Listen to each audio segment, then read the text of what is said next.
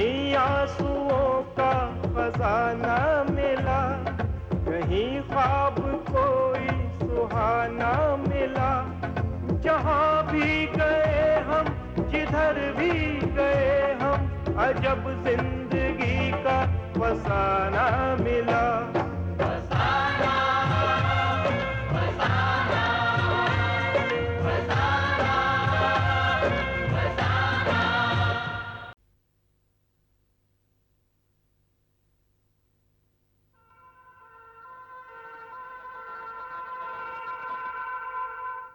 How is she, doctor? She's not well. पहले तो उनके सीढ़ियों से गिरना और इसके बाद बच्चे का शौक, सब कुछ एक साथ हो गया। पता नहीं तकदीर में क्या क्या लिखा है और मुझे क्या क्या देखना है। ये बात लेकर तो माँ और मधु के ताल्लुकात भी खराब हो गए हैं।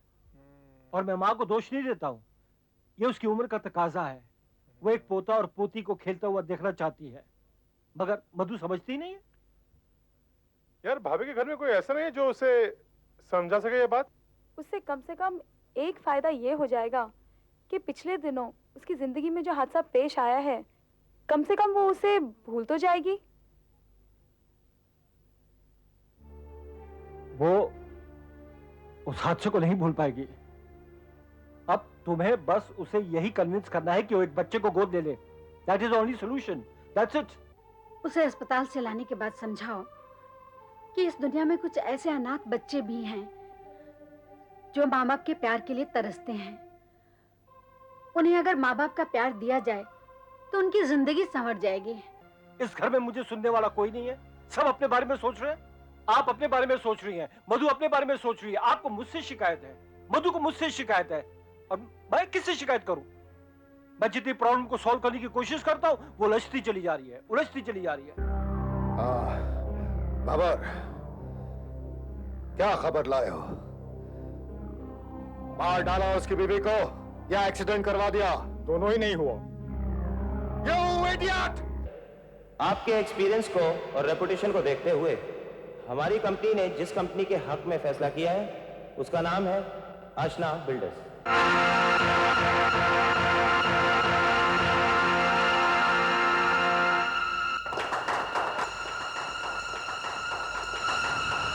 नहीं, ये कपड़ा अंदर से पैसा खिलाया गया है। देख नहीं सकता, एक एक को देख लूंगा। मैं भानु बोल रहा हूं, प्रेम आशिक से बात कराइए। भानु प्रताप,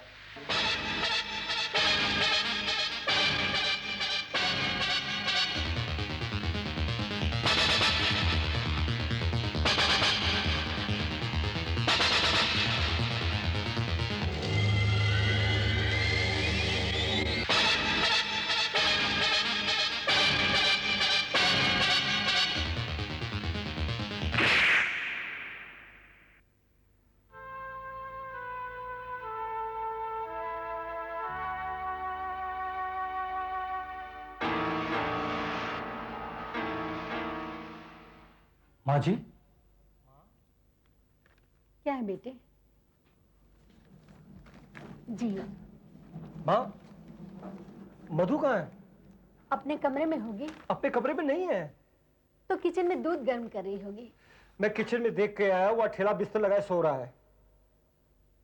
मुझे भी पता नहीं, आज सुबह से मैंने मधु को देखा ही नहीं। बेटा, फिर क्या सोचा? किस सिलसिले में? बेटा, तुम्हें पता है इस घर को एक संतान की जरूरत है। तुम अनाथालय से एक खूबसूरत सा बच्चा लाकर मधु की गोद में क्यों नहीं दे देते? ओह माँ, आप अच्छी तरह जानते हैं कि वो इस बात के लिए राजी नहीं है। बेटा, तू उसका पति है, तेरी बात मानना उसका धर्म है। तेरी आज्ञा का उल्लंघन वो कैसे कर सकती है? बेटा, तुझे समझा कि मेरी जिंदगी के चंद साल ही बाकी बचे हैं। मैं कब से इस घर में एक बच्चे की किलकारी सुनने के लिए तरस रही हूं। आखिर तू ही बता, अगर मैं तेरे स्वर्गीय पिता की बात मानकर तुझे गोद न लिए होती तो मुझ बांझ के पास तेरे जैसा खूबसूरत बेटा कहां से आता?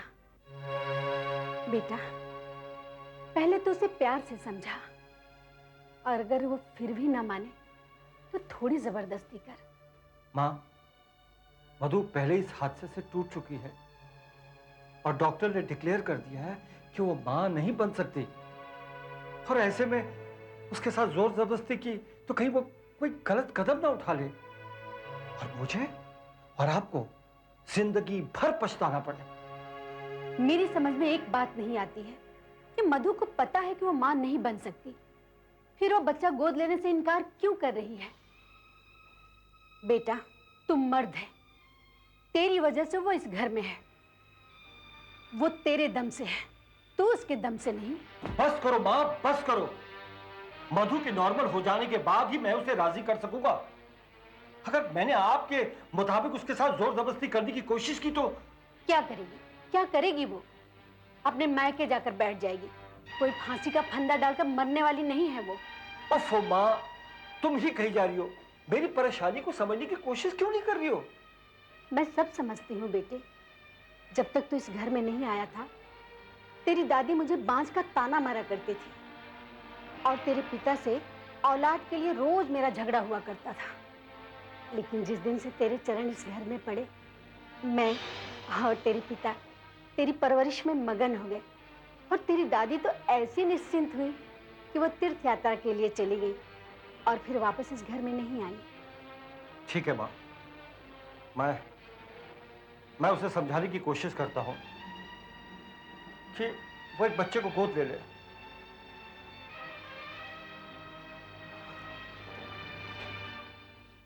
मां भी हद कर देती है, लेकिन मधु कहां चली गई?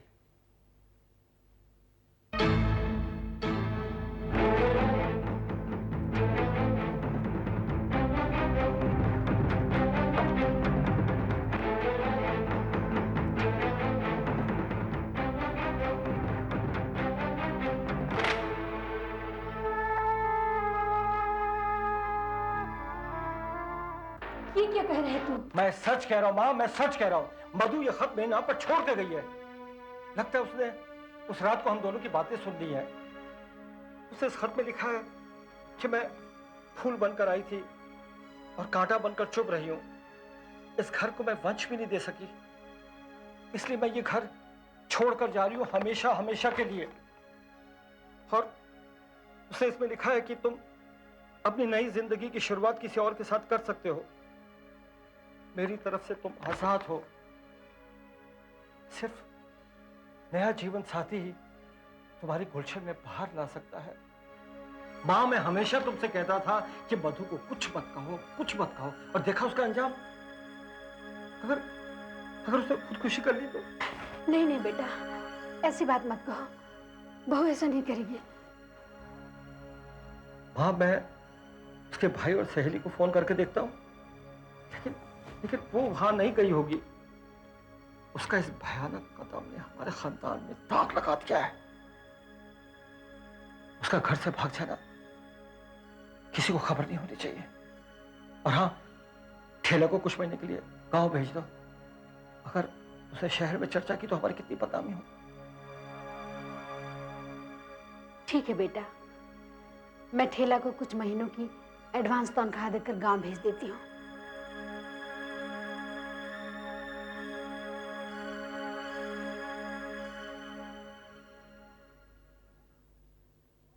ठेला, ओ ठेला।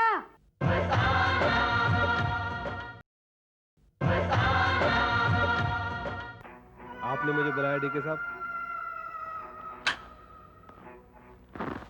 भंवर, तुम्हें जिस काम के लिए भेजा था वो हो गया? हाँ, हो गया। वो आदमी हॉल में आपका इंतजार कर रहा है। ठीक है, तुम उसकी खातिरदारी का इंतजाम करो। ओके डीके साहब।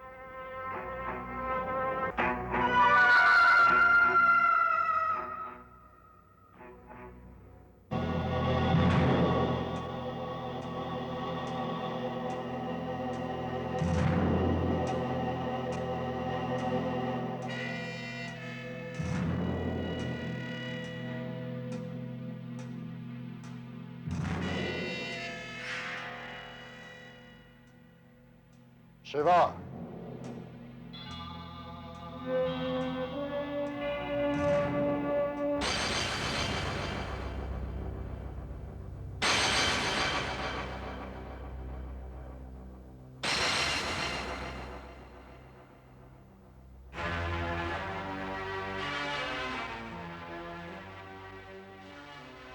बहुत नाम सुना है तुम्हारा शिवा। पैसों के लिए तुम किसी का भी कत्ल कर सकते हो, हा?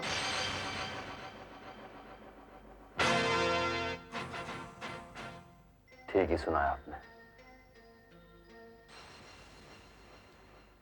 तुम्हें देखकर ये यकीन तो नहीं होता कि तुम इतने खूंखार हो। आजमा के देख लीजिए, यकीन आ जाएगा।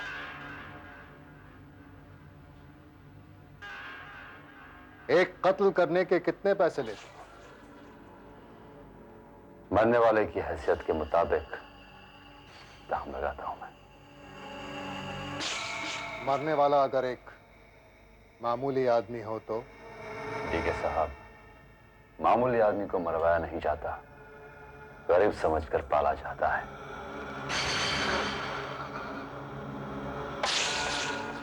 काफी समझदार आदमी लगते हो। Thank you. बताइए, किसकी मौत चाहते हैं आप? वही जो तुम्हें मेरे पास लेकर आया था। बोलो, कितने रुपये लोगे? 2 लाख। एक मामूली नौकर के लिए 2 लाख रुपए? डीके साहब, आपके घर का मामूली नौकर आपके घर के कई राज जानता होगा, और उस राज को दबाने के लिए आप उसे मरवाना चाहते हैं। इसलिए राजदार की जान की कीमत राज के साथ 2 लाख रुपए देना। ओके, ठीक है। पेशगी क्या लोगे? सिर्फ 2 रुपए। सिर्फ 2 रुपये? इंटरेस्टिंग। और अगर अपना काम करवा के मैं तुम्हें बाकी की रकम ना दूं तो? ऐसा नहीं होगा डीके साहब, मैं जानता हूं ऐसा नहीं होगा। और अगर ऐसा हुआ तो वो 2 रुपए मैं अपने आप को देकर आपके नाम की सुपारी लूंगा। समझ गए ना? गुड। ये रहे 2 रुपए, और ये रही रिवॉल्वर। इस रिवॉल्वर में सिर्फ एक गोली है जिस पे भंवर का नाम लिखा है। रिवॉल्वर तो मेरे पास भी है डीके साहब, लेकिन इसमें एक नहीं 3 गोली है। एक के पर मरने वाले का नाम लिखा है, दूसरी पर उस आदमी का जो मुझसे गद्दारी करेगा, तीसरी पर मेरा अपना नाम। तुम्हारा? क्यों? क्योंकि जिस दिन पुलिस मुझे पकड़ेगी उस दिन इस रिवॉल्वर से आखिरी गोली चलेगी। Good, good Shiva, I like it. वैसे भंवर इस वक्त किचन में अकेला है। बाकी के रुपए निकालकर तैयार रखें। तब तक मैं इस रिवॉल्वर की पहली गोली उसकी मौत के नाम पर क्या था।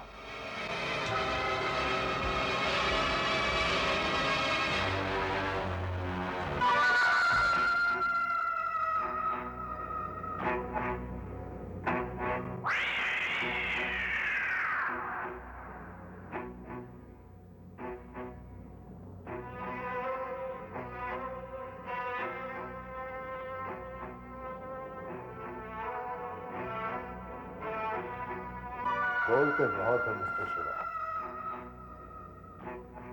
खैर, वक्त आने पर तुम्हारा भी इंतजाम कर दिया जाए।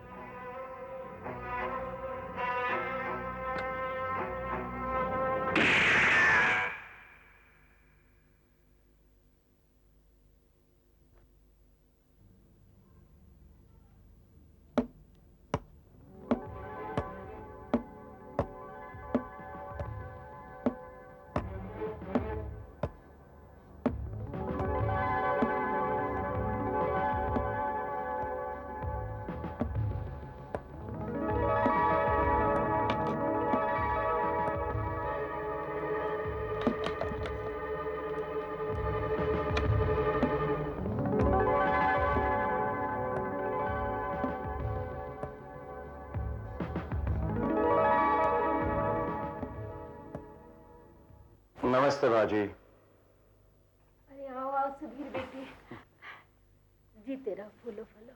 कैसी हैं आप? मैं अच्छी हूँ, तुम बताओ बहन जी कैसी हैं? बिल्कुल अच्छी। आपको बहुत ज्यादा याद करती हैं। अच्छा। माँ जी, एक बात बताइए, भानु ने मुझे फोन करके बुलाया, फोन पर काफी परेशान लग रहा था। सब खैरियत तो है? तुम बैठो बेटे, मैं भानु को बुला कर लाती हूँ।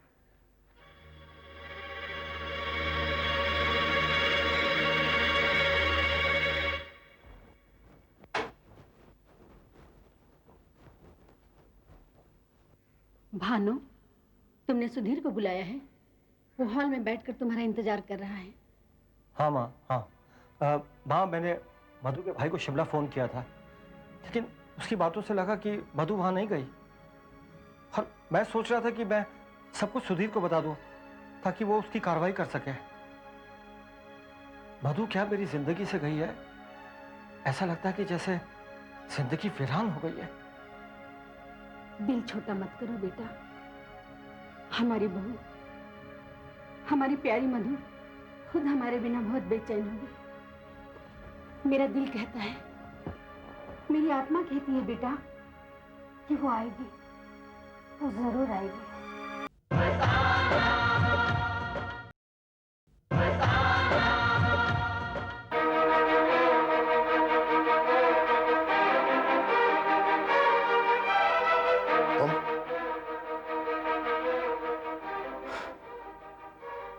तुम कब आ गई? अभी अभी चली आ रही हूं, और घर के अंदर आते ही मैंने गोली चलने की आवाज भी सुनी है।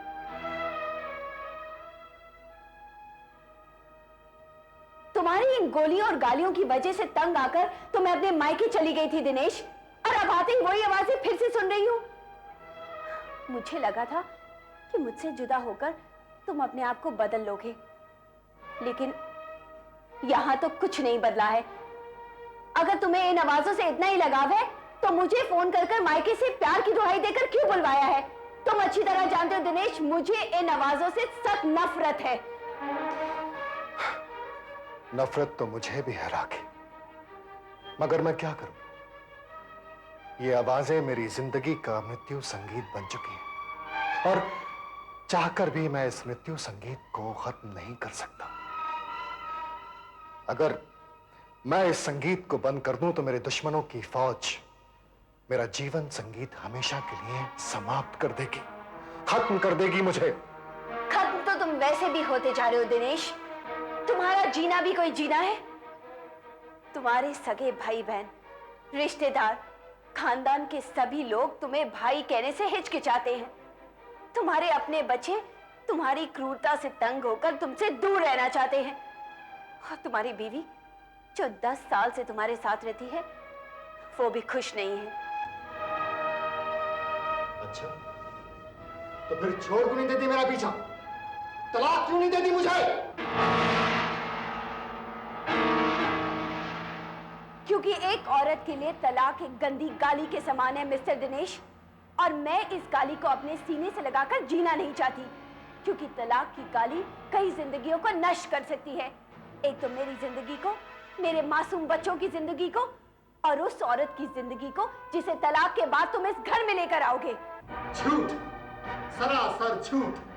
अरे तुम मुझे तलाक इसलिए नहीं दे रहे क्योंकि तुम्हारी जिंदगी से ये सारे ऐशो आराम यक बयक छिन जाएंगे, वो सारे सुख खत्म हो जाएंगे। वो सुख जो ये बंगला, गाड़ियां, जेवरात और धन के रूप में मैंने दिए हैं तुम्हें मैडम। आज की नारी को इतना कमजोर मत समझो दिनेश कुमार उर्फ डीके। मुझे नहीं चाहिए तुम्हारे कार, बंगले, जेवरात, ये सब तो मैं अपने बल पर भी हासिल कर सकती हूँ। मुझे तो चाहिए अपने टूटे हुए परिवार का सुख। मैं नहीं चाहती कल को हमारी औलादों को लोग खूनी दरिंदे की औलाद कहें। मैं नहीं चाहती कि कल को मैं सड़क पर निकलूं और लोग मुझे कहें, वो देखो जा रही है डीके खूनी की पत्नी। दिनेश, तुम्हें अपने करतूतों की सजा तो इस धरती पर ही मिलेगी, लेकिन मैं नहीं चाहती कि तुम्हारी करतूतों की सजा मेरे बच्चे भोगे। इसीलिए कहती हूँ दिनेश, छोड़ दो इस रास्ते को, भगवान के लिए छोड़ दो इस रास्ते को, तुम्हें तुम्हारे बच्चों की कसम।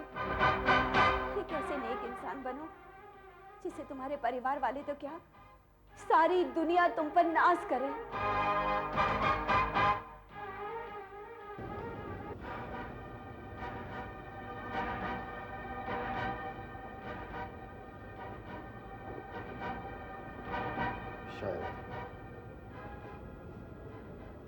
शायद तुम ठीक कह रही हो राखी, मगर मैं क्या करूं? पाप और जुर्म की दलदल से निकलना इतना आसान नहीं है जितना तुम समझते हो। मगर मैं तुमसे वादा करता हूं राखी, तुम्हारे लिए, अपने बच्चों के लिए मैं कोशिश करूंगा। डीके साहब, पहली गोली चल गई, आपका काम हो गया। अब लाइए मेरा दाम।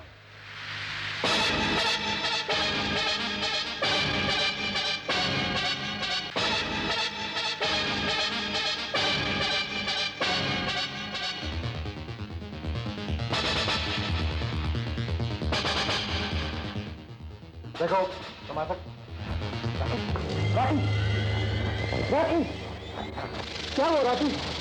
राखी,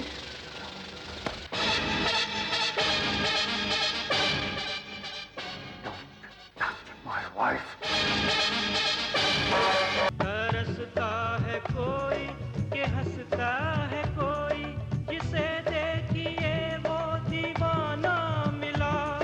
अजब जिंदगी का फसाना मिला। फसाना, फसाना, फसाना, फसाना। कहीं आंसुओं का खजाना मिला, कहीं ख्वाब